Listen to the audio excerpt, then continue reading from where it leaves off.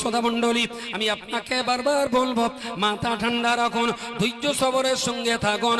আমি কোরআন শরীফের কোন জায়গায় দেখিনি ইন্নাল্লাহা মাআল মুসাল্লিন, আমি কোরআনের কোন জায়গায় দেখিনি ইন্নাল্লাহা মাআস সাইবিন, আমি কোরআনের কোন জায়গায় দেখিনি ইন্নাল্লাহা মাআল মুতাসাদ্দিকিন, আমি কোরআন শরীফের বহু জায়গায় দেখেছি ইন্নাল্লাহা মাআস সাবিরিন। আমি কোরআনের ভিতরে দেখিনি আল্লাহ নামাজীদের সঙ্গে থাকবেন, আল্লাহ রোজাদারের সঙ্গে থাকবেন, আল্লাহ যাকাত দিনেওয়ালাদের সঙ্গী হবেন, আল্লাহ হাজী সাহেবের সঙ্গী হবেন, আল্লাহ পাক রব্বুল আলামিন শহীদ বান্দাদের সঙ্গী হবেন। কিন্তু আমি কোরআনে এটা পেয়েছি ইন্নাল্লাহা মাআস সাবিরিন। আমার আল্লাহ পাক তিনি একাধিক জায়গায় বলেছেন যে আমি আল্লাহ, আমার রহমত, আমার করুণা সদা সর্বদা ধৈর্য ধারণকারীদের সঙ্গে থাকবে।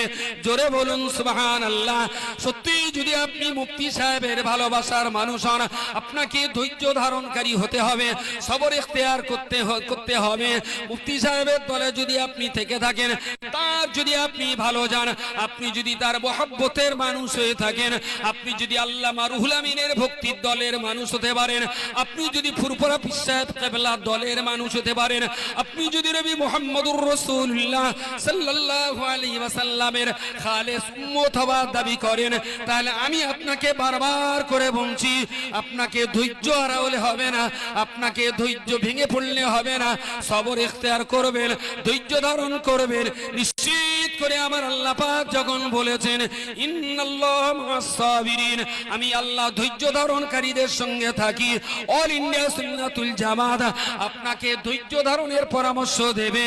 অল ইন্ডিয়া সুন্নাতুল জামাত আপনাকে সবর করবার দাওয়াত দিচ্ছে। অল ইন্ডিয়া সুন্নাতুল জামাত